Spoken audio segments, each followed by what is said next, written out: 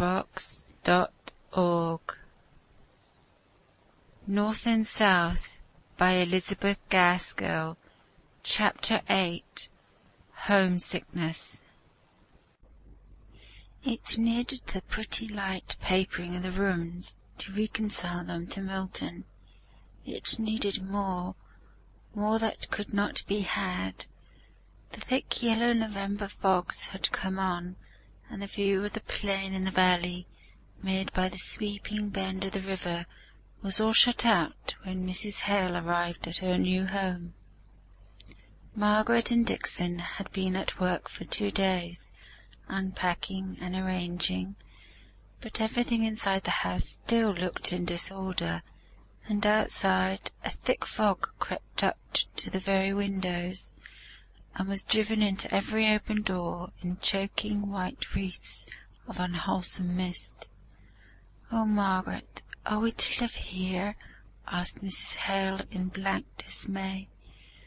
Margaret's heart echoed the dreariness of the tone in which this question was put. She could scarcely command herself enough to say, "Oh, the fogs in London are sometimes far worse." But then you knew that London itself and friends lay behind it. Here, well, we are desolate. "Oh, Dixon, what a place this is!" "Indeed, ma'am, I'm sure it'll be your death before long, and then I'll know who'll stay. Miss Hale, that's far too heavy for you to lift." "Not at all, thank you, Dixon," replied Margaret coldly. "The best thing we can do for mamma is to get her room quite ready for her to go to bed, while I'll go and bring her a cup of coffee." Mr. Hale was equally out of spirits, and equally came upon Margaret for sympathy. "Margaret, I do believe this is an unhealthy place. Only suppose that your mother's health or yours should suffer. I wish I had gone into some country place in Wales. This is really terrible," said he, going up to the window. There was no comfort to be given. They were settled in Milton, and must endure smoke and fogs for a season. Indeed, all other life seemed shut out from them by as thick a fog of circumstances. Only the day before, Mr. Hale had been reckoning up with dismay how much their removal and fortnight at Heston had cost, and he found it had absorbed nearly all his little stock of ready money. Not here they were, and here they must remain. At night, when Margaret realized this, she felt inclined to sit down in a stupor of despair. The heavy smoky air hung about her bedroom, which occupied the long, narrow projection at the back of the house. The window, placed at the side of the oblong, looked to the blank wall of a similar projection, not above 10 feet distant. It loomed through the fog like a great barrier to hope. Inside the room everything was in confusion. All the efforts had been directed to make her mother's room comfortable. Margaret sat down on a box. The direction card upon which struck her as having been written at Helston. Beautiful, beloved Helston. She lost herself in dismal thought, but at last she determined to take her mind away from the present, and suddenly remembered that she had a letter from Edith, which she had only half read in the bustle of the morning. It was to tell of their arrival at Corfu, their voyage along the Mediterranean, their music and dancing on board ship, the gay new life opening upon her, her house with its trestled balcony and its views over white cliffs and deep blue sea. Edith wrote fluently and well, if not graphically. She could not only seize the salient and characteristic points of a scene, but she could enumerate enough of indiscriminate particulars for Margaret to make it out for herself. Captain Lennox and another lately married officer shared a villa, high up on the beautiful precipitous rocks overhanging the sea. The days, late as it was in the year, seemed spent in boating or land picnics, all out of doors, pleasure-seeking and glad. Edith's life seemed like the deep vault of blue sea above her, free, utterly free from fleck or cloud. Her husband had to attend a drill, and she, the most musical officer's wife there, had to copy the new and popular tunes out of the most recent English music for the benefit of the bandmaster. Those seemed their most severe and arduous duties. She expressed an affectionate hope that, if the regiment stopped another year at Corfu, Margaret might come out and pay her a little visit. She asked Margaret if she remembered the day 12-month on which she, Edith, wrote how it rained all day long in Harley Street, and how she would not put on her new gown to go to a stupid dinner and get it all wet and splashed in going to the carriage, and how at that very dinner they had met Captain Lennox. Yes, Margaret remembered it well. Edith and Mrs. Shaw had gone to dinner. Margaret had joined the party in the evening. The recollection of the plentiful luxury of all the arrangements, the stately handsomeness of the furniture, the size of the house, the peaceful, untroubled ease of the visitors, all came vividly before her, in strange contrast to the present time. The smooth sea of that odd life closed up, without a mark left to tell where they had all been. The habitual dinners, the calls, the shopping, the dancing evenings were all going on for ever, though her Aunt Shaw and Edith were no longer there, and she, of course, was much less missed. She doubted if any one of that old set ever thought of her, except Henry Lennox. He too, she thought, would try to forget her, because of the pain she had caused him. She had heard him often boast of his power of putting any disagreeable thought far away from him. Then she penetrated further into what might have been, if she had cared for him as a lover, and had accepted him, and this change in her father's opinions and consequences station had taken place. She could not doubt but that it would have been impatiently received by Mr. Lennox. It was a bitter mortification to her, in one sense, but she could bear it patiently, because she knew her father's purity of purpose, and that strengthened her to endure his errors, grave and serious though in her estimation they were. But the fact of the world esteeming her father degraded in its rough, wholesale judgment would have oppressed and irritated Mr. Lennox. As she realized what might have been, she grew to be thankful for what was. They were at the lowest now. They could not be worse. Edith's astonishment and her Aunt Shaw's dismay would have to be met bravely when their letters came. So Margaret rose up and began slowly to undress herself, feeling the full luxury of acting leisurely, late as it was. After all, the past hurry of the day. She fell asleep hoping for some brightness, either internal or external. But if she had known how long it would be before the brightness came, her heart would have sunk low down. The time of the year was most unpropitious to health as to spirits. Her mother caught a severe cold, and Dixon herself was evidently not well. Although Margaret could not insult her more than by trying to save her, or by taking any care of her, they could hear of no girl to assist her, or were at work in the factories. At least those who applied were well scolded by Dixon for thinking that such as they could ever be trusted to work in a gentleman's house. so they had to keep a charwoman in almost constant employ.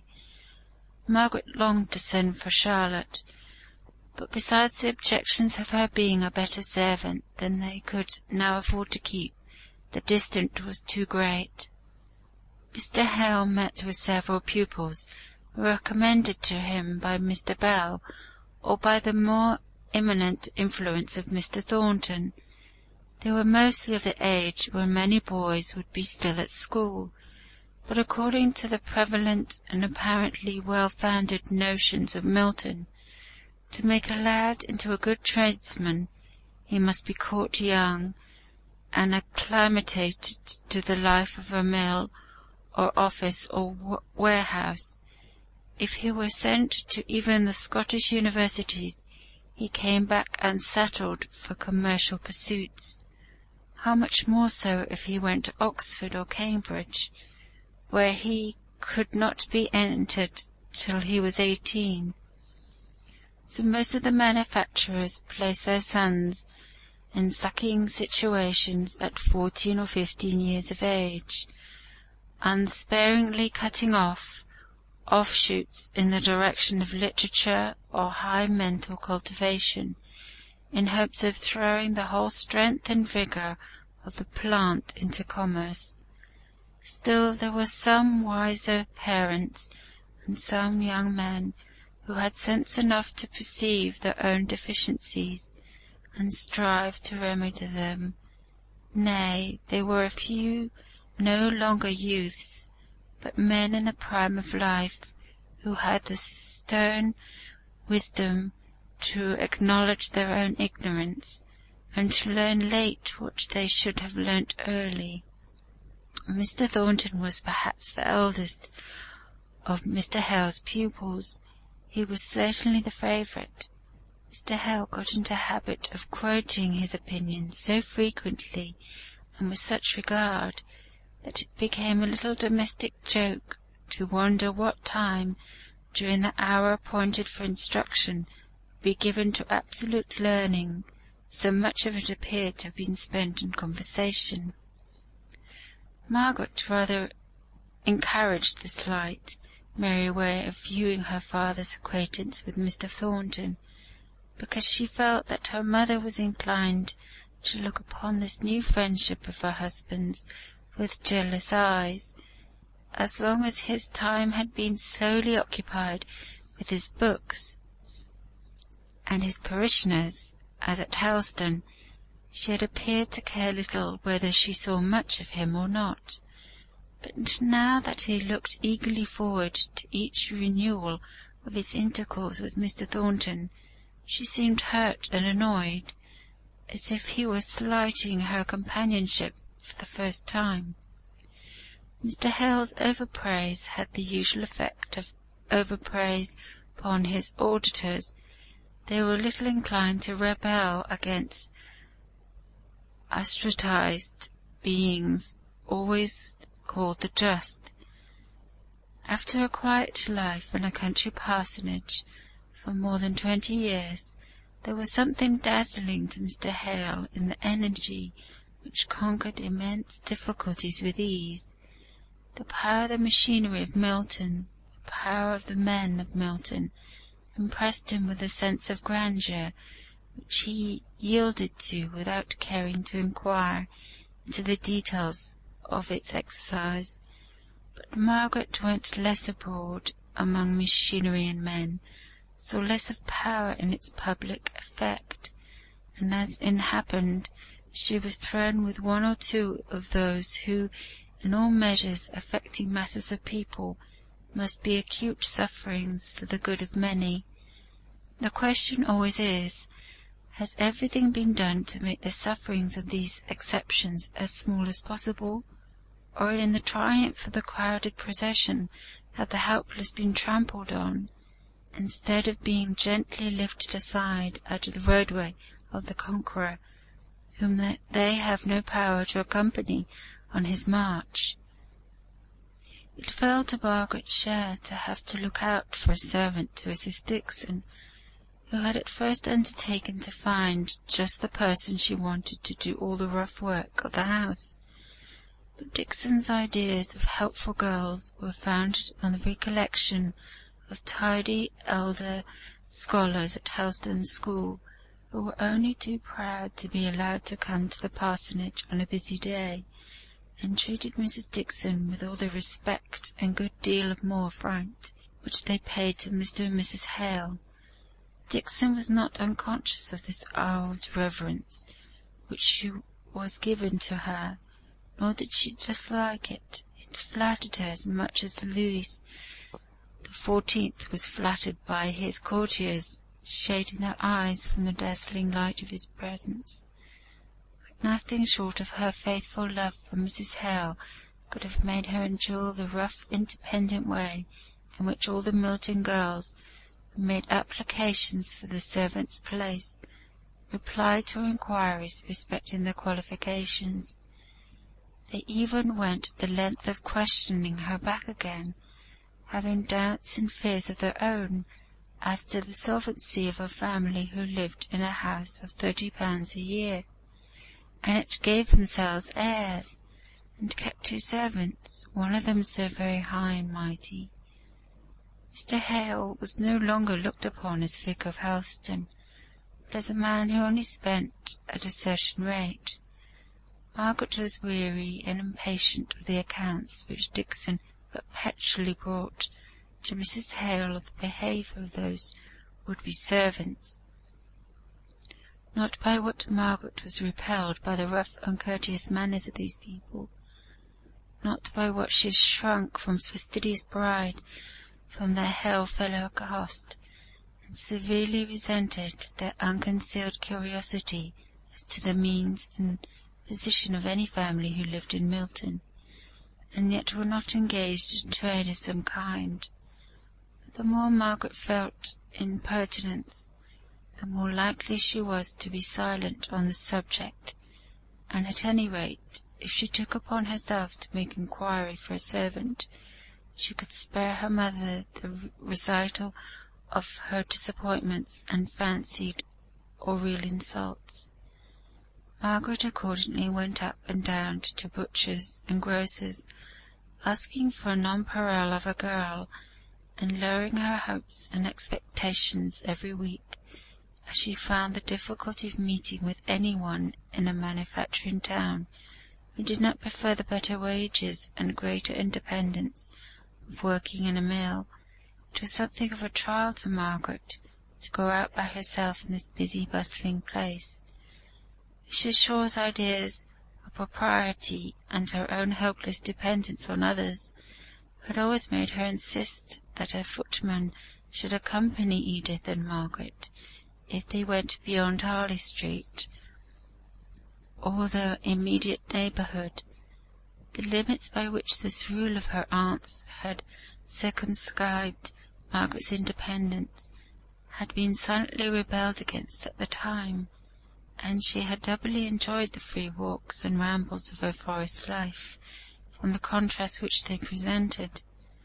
She went along there with a bounding, fearless step that occasionally broke out into a run, if she were in a hurry, and occasionally was stilled into perfect repose, as she stood listening to or watching any of the wild creatures who sang in the leafy courts, or glanced out with their keen, bright eyes from the low brushwood or tangled furze.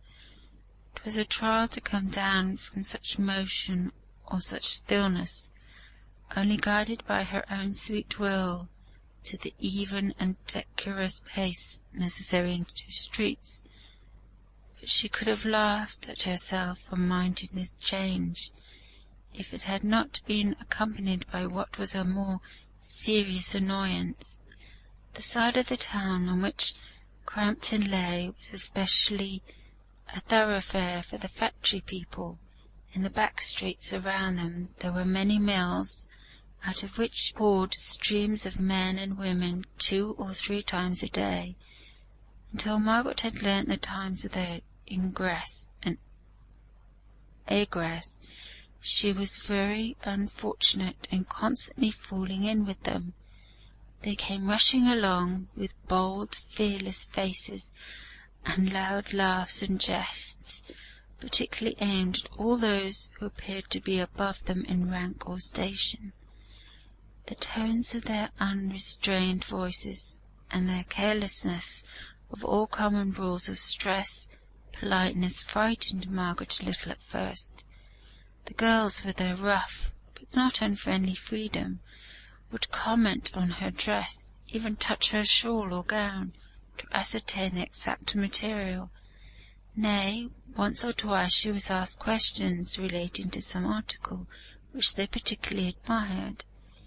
There was such a simple reliance on her womanly sympathy with their love of dress, and on her kindliness, that she gladly replied to their inquiries as soon as she understood them, and half smiled back at their remarks.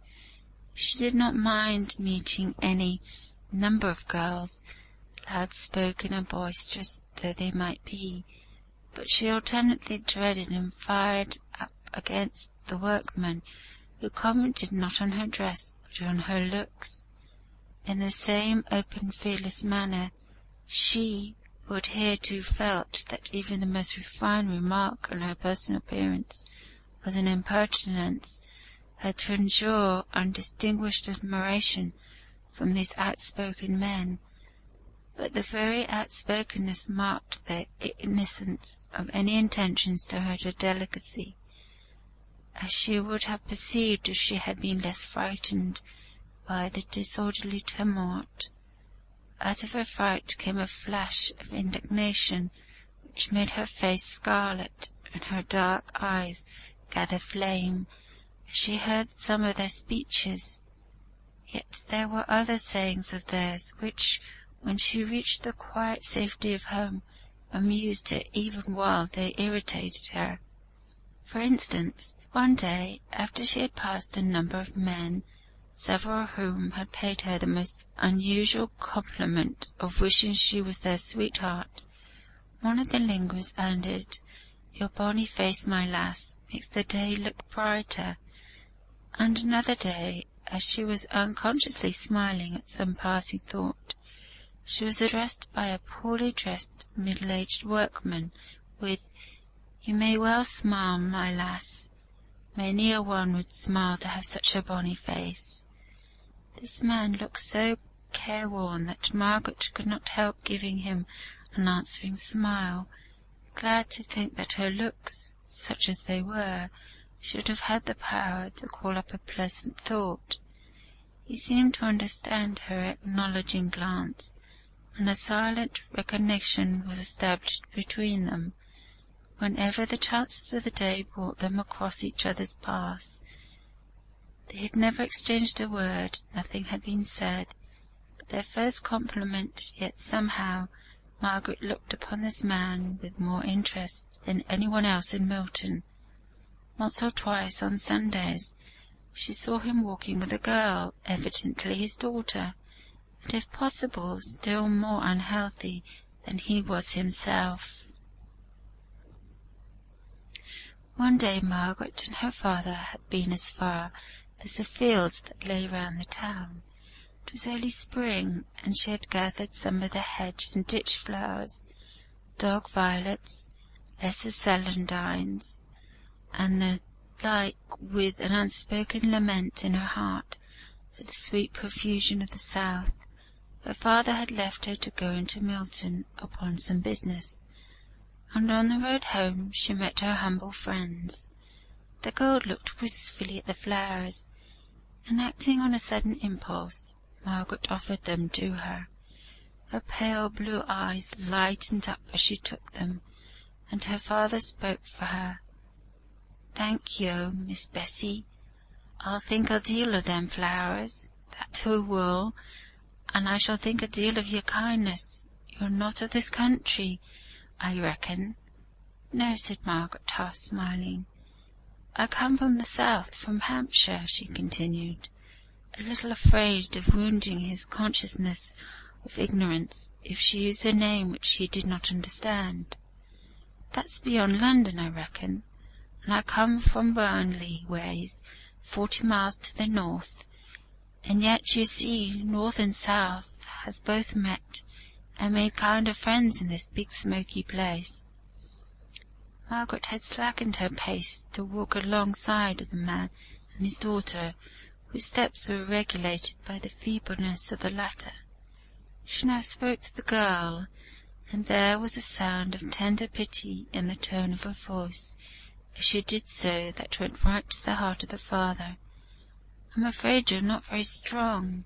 "No," said the girl, "nor never will be." "Spring is coming," said Margaret, as if to suggest pleasant, hopeful thoughts. "Spring nor summer will do me good," said the girl quietly. Margaret looked up at the man, almost expecting some contradiction from him, or at least some remark that could modify his daughter's utter hopelessness. But instead he added, "I'm afraid who speaks truth. I'm afraid who's too far gone in a waste. I shall have a spring where I'm bound to, in flowers, and amaranths, and shining roses besides." Poor lass," said her father in a low tone, "I'm none so sure out that. But it's a comfort to thee, poor lass, poor father, it'll be soon." Margaret, shocked by his words, shocked but not repelled, rather attracted and interested. "Where do you live? I think we must be neighbours. We meet so often on this road." "We put up at 9 Francis Street, second turn to the left, after you've passed the Golden Dragon." "And your name? I must not forget that." "I'm none ashamed of my name. It's Nicholas Higgins." "Who's called Bessie Higgins? What'n you asking for?" Margaret was surprised at this last question, for at Helston it would have been an understanding thing, after the inquiry she had made, that she intended to come and call upon any poor neighbour whose name and habitation she had asked for. "I thought I meant to come and see you." She suddenly felt rather shy of offering the visit, without having any reason to give for her wish to make it. Yonder kindly interest in a stranger seemed all at once to take the shape of an impertinence on her part. She read this meaning, too, in the man's eye. "I'm none so fond of having strange folk in my house." But then, relenting as he saw her heightened colour, he added, "You're a foreigner, as one may say, and maybe don't know many folk here, and you've given my wench here flowers out of your own hand. You may come if you like." Margaret was half amused, half nettled at this answer. She was not sure if she would go where permission was given, so like a favour conferred. But when they came to the turn into Francis Street, the girl stopped a minute and said, "You'll not forget you're to come and see us?" Aye, said the father impatiently. "You'll come? You're a bit set up now, because you thinks I might have spoken more severely, but who'll think better on it and come? I've read her proud, bonny face like a book. Come along, Bess. There's the mill bell ringing." Margaret went home wondering at her new friends, and smiling at the man's insight into what had been passing in her mind. From that day Milton became a brighter place to her. It was not the long, bleak, sunny days of spring, nor yet was it that time was reconciling her to the town of her habitation. It was that in it she had found a human interest. End of chapter 8.